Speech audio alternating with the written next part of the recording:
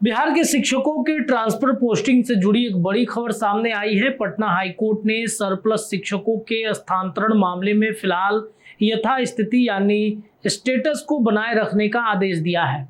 Court के इस फैसले के बाद शिक्षक जहां जो कार्यरत हैं फिलहाल वहीं बने रहेंगे, यानी सरप्लस के नाम पर शिक्षकों के तबादले पर अभी रोक जैसी स्थिति रहेगी। यह आदेश पटना हाई कोर्ट के माननीय न्यायमूर्ति अजीत कुमार की एकल पीठ ने CWJC 12/326/2026 की सुनवाई के दौरान दिया गया है।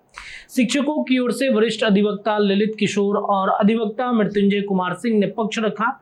दलील दी गई कि सरप्लस के नाम पर हो रही ट्रांसफर पोस्टिंग की प्रक्रिया में कई विसंगतियां हैं, जिससे शिक्षकों की परेशानी को सामना करना पड़ रहा है। इसके अलावा दलील को सुनने के बाद कोर्ट ने मामले में स्टेटस को बनाए रखने का निर्देश दिया, यानी फिलहाल शिक्षकों के लिए राहत की खबर है। जो जहां है वहीं रहेंगे। अब आगे की सुनवाई और शिक्षा विभाग के जवाब के बाद इस मामले में अगला फैसला स्पष्ट होगा। और इस विषय पर अमित विक्रम जो शिक्षकों के नेता हैं, उन्होंने सरप्लस क्या बोरो प्लस बन जाएगा, जो शिक्षा मंत्री ने बयान दिया था कुछ दिन पहले कि सरप्लस को कुछ लोग बोरो प्लस भी बोल रहे हैं, तो क्या सरप्लस सच में बोरो प्लस बन जाएगा? अमित विक्रम का बयान आप सुनिए। इन तमाम बयानों के साथ हम आपको छोड़े चलते हैं। आखिरकार ट्रांसफर पोस्टिंग में वही हुआ जिसकी आशंका थी। मैं लगातार इस बात को कह रहा था कि सरप्लस शिक्षकों को चिन्हित करने का जो क्राइटेरिया सरकार ने बनाया है, शिक्षा विभाग ने बनाया है, वह दोषपूर्ण है और शिक्षकों में इसके प्रति बहुत आक्रोश है। दर्जनों समूह संघ याचिका हाईकोर्ट में दायर कर चुके थे और मैंने पिछले शुक्रवार को भी कई सारे इंटरव्यूज में यह बताया था कि सोमवार को प्रक्रिया ठप हो सकती है और आखिरकार वही हुआ। मैंने ऐसा क्यों कहा था ये भी आप जानिए। मैं गुरुवार को जब सचिवालय गया था तो वहां पे जो शिक्षा विभाग के पदाधिकारी लोग थे, जो कर्मी थे, जो ट्रांसफर प्रक्रिया से जुड़े हुए हैं, जो सेक्शन ऑफिसर हैं, जो वरीय पदाधिकारी हैं, जो इस ट्रांसफर प्रक्रिया SOP और मानक मंडल निर्धारण में हैं, उन सब का होश उड़ा हुआ था, परेशान थे सब। जब मैंने जानना चाहा कि इस परेशानी का वजह क्या है तो लोग कहे, अमित जी हम क्या बताएं, इस ट्रांसफर के चक्कर में जीना मुश्किल हो गया है। हम लोग चाहते हैं कुछ, ऊपर से दबाव आता है कुछ, और अंत में रिजल्ट निकल करके होता है कुछ। तो हमने उनको कहा कि आखिर ऐसी सरप्लस नीति आपने बनाई क्यों? वरीय शिक्षकों को आपने सरप्लस कर दिया, कहीं कनिये को कर दिया, ये कैसा?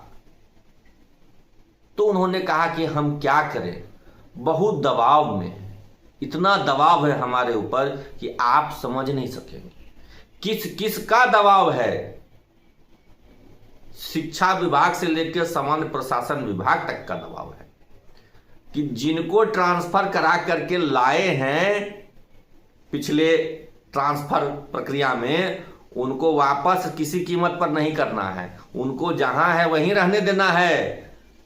जो एक एक विषय के 3-3, 4-4 शिक्षक हैं, जो प्राइमरी स्कूल में 12 शिक्षक 14 शिक्षक हैं, उनको टच नहीं करना है। जो नए वाले हैं, क्यों नहीं टच करना है भाई? आप लोग भी सोचिए, समझिए। माल प्रैक्टिस समझते हैं ना, माल प्रैक्टिस हुआ था। बार बार हम लोग कहते हैं इस बात को कि बिना किसी पॉलिसी, बिना किसी मानक मंडल के पिछले बार जो ट्रांसफर हुआ उसमें खूब माल प्रैक्टिस हुआ। और जब माल लिया है तो कमिटमेंट पूरा करना होगा। कैसे तुरंत आप उनको हटा दीजिएगा? साल भर भी नहीं हुआ है।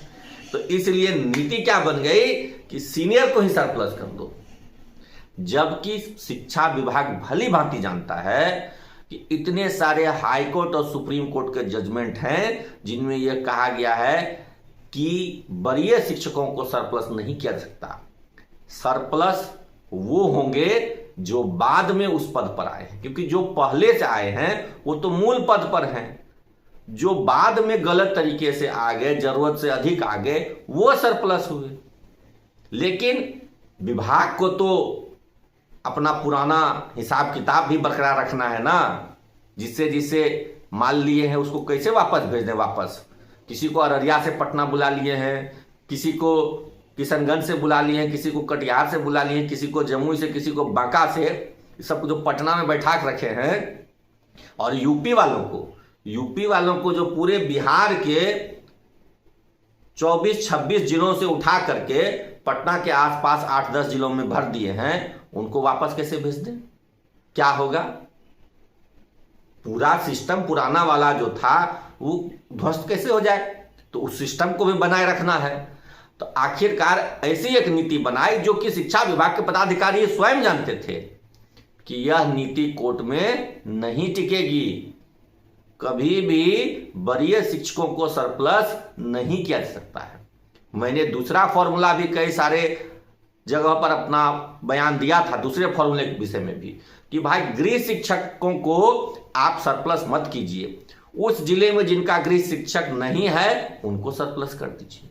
कई बार यह सुझाव दिया, लेकिन शिक्षा विभाग अपना अड़ियल रवैया नहीं छोड़ी, टस से मस नहीं हुई। उसका परिणाम क्या हो रहा है आज देख लीजिए।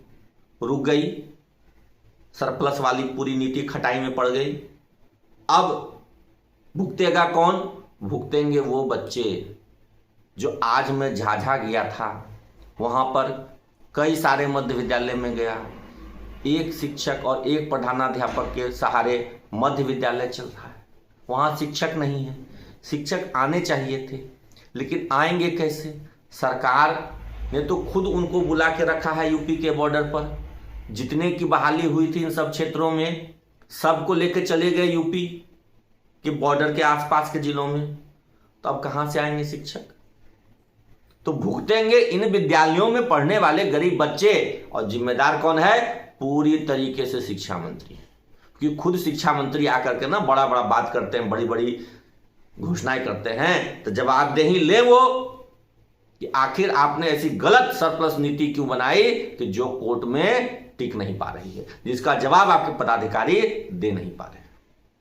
समीक्षा कीजिए मंत्री जी, समीक्षा कीजिए। और अभी भी वक्त है, जिनका गृह जिला है उनको रहने दीजिए, जो अपने गृह जिले में नहीं है उनको आप सरप्लस कीजिए, उनको भेजिए जमुई, बांका, कटिहार, किशनगंज, पूर्णिया साइड में जितने खाली विद्यालय वहां भेजिए उनको।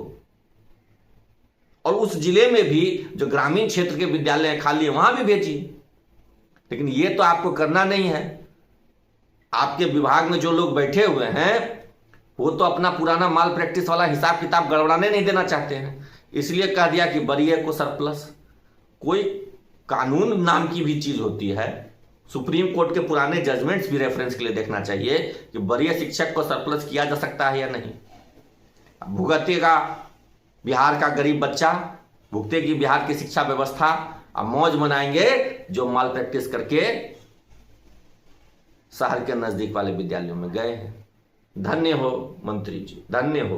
वीडियो पसंद आए तो इसे लाइक और ज्यादा से ज्यादा शेयर करें। हमारे चैनल को सब्सक्राइब करना न भूलें ताकि आपको हर जरूरी खबर सबसे पहले मिल सके। अगर आप किसी खास विषय या मुद्दे पर वीडियो देखना चाहते हैं तो कमेंट करके जरूर बताएं।